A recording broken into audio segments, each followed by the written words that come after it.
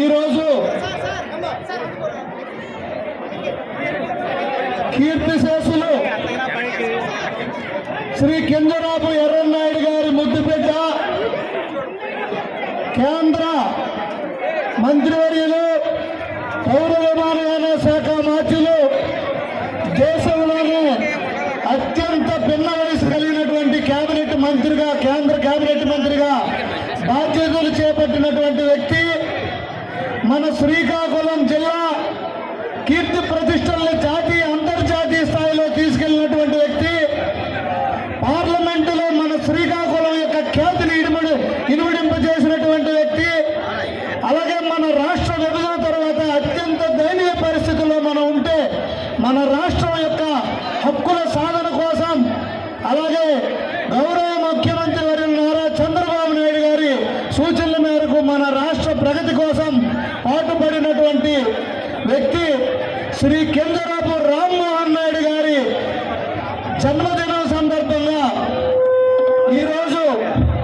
ఈ కార్యక్రమానికి ముందుగా ఆయనకి హృదయపూర్వక జన్మదిన శుభాకాంక్షలు తెలియజేసుకుంటూ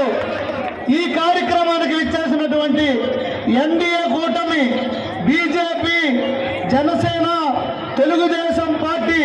3 పార్టీల యొక్క జిల్లా పార్టీ అధ్యక్షులు అలాగే అతిరథ మహారథులు సీనియర్ మోస్ట్ నాయకులు అయిన వేదికను అలంకరించిన పెద్దలందరికీ వేదిక ముందున్నటువంటి 3 కూటమి యొక్క నాయకులు కార్యకర్తలు 3 పార్టీల యొక్క అభిమానులు అలాగే వివిధ స్వచ్ఛంద సంఘ సంస్థ నాయకులు మహిళా సోదరీమణులు శ్రీకాకుళం పట్టణ అధ్యక్షులు అలాగే దారా రూరల్ మండల పార్టీ అధ్యక్షులు 50 డివిజన్ ఇన్ఛార్జీలు అలాగే శ్రీకాకుళం నియోజకవర్గ గ్రామ ప్రజలు వివిధ స్వచ్ఛంద సంస్థ నుండి వచ్చేసినటువంటి నాయకులు వివిధ డిపార్ట్మెంట్ల నుండి విచ్చేసినటువంటి ఉద్యోగస్తులు అలాగే ఎన్జిఓ సంఘం అధ్యక్షులు జిల్లా ఎన్జిఓ సంఘం అధ్యక్షులు రాష్ట్ర ఎన్జిఓ సంఘం అధ్యక్షులు అందరూ పేరు పేరున ప్రతి ఒక్కరికి నా హృదయపూర్వక నమస్కారాలు కృతజ్ఞతలు అభినందనలు తెలియజేసుకుంటున్నాను. ఈరోజు అతి పిన్న వయసులో కేంద్ర మంత్రివర్యులుగా ఆయన బాధ్యతలు చేపట్టిన తర్వాత మొట్టమొదటి పుట్టినరోజు ఈ మున్సిపల్ హై స్కూల్ గ్రౌండ్లో స్వర్గీయ ఎర్రన్నాయుడు గారు నిధులతో ఆయన వేదిక ద్వారా ఇక్కడ జరుపుకోవడం చాలా సంతోషం ఆనందం. ఈరోజు ఈ కార్యక్రమం మొన్న కూడా ఆయన మినీ వేడుకలు స్టార్ట్ చేస్తూ నిన్న కూడా అనాథ శరణాలయంలో అలాగే వృద్ధాప్య ఆశ్రమంలో భోజనాలు అన్నీ పెట్టడం జరిగింది. ఈరోజు పెద్ద ఎత్తున ఇక్కడ బ్లడ్ బ్యాంకు ఇక్కడ నిర్వహించడం జరిగింది.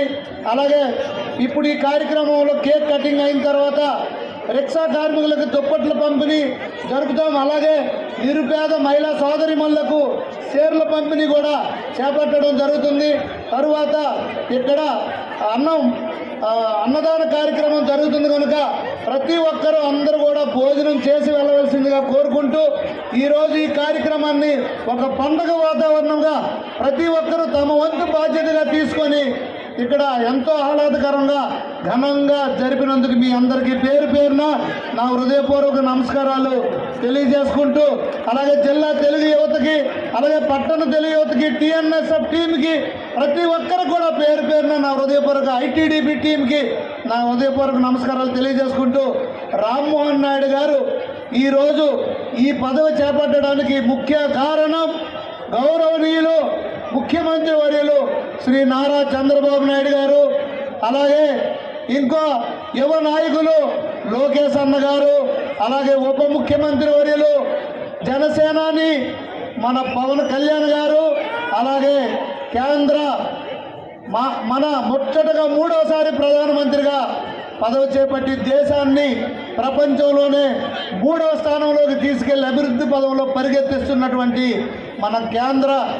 నుండి ప్రధానమంత్రి వర్యులు శ్రీ నరేంద్ర మోడీ గారు అలాగే ఇక్కడ అచ్చెన్నాయుడు గారు వ్యవసాయ శాఖ మంత్రులు రాష్ట్ర మంత్రులు వీరందరి సహాయ సహకారాలతో వీరందరి ఆదరణతో ఈరోజు కేంద్ర మంత్రి పదవి ఇచ్చారు. వారికి హృదయపూర్వకంగా ఈ జిల్లా తరపున ఈ నియోజకవర్గ తరపున ఈ సభాముఖంగా వారికి పాదాభివందనం తెలియజేసుకుంటూ వారికి హృదయపూర్వక ధన్యవాదాలు తెలియజేసుకుంటున్నాం ముఖ్యంగా ఈ సందర్భంగా. అయితే రామ్మోహన్ నాయుడు గారి పైన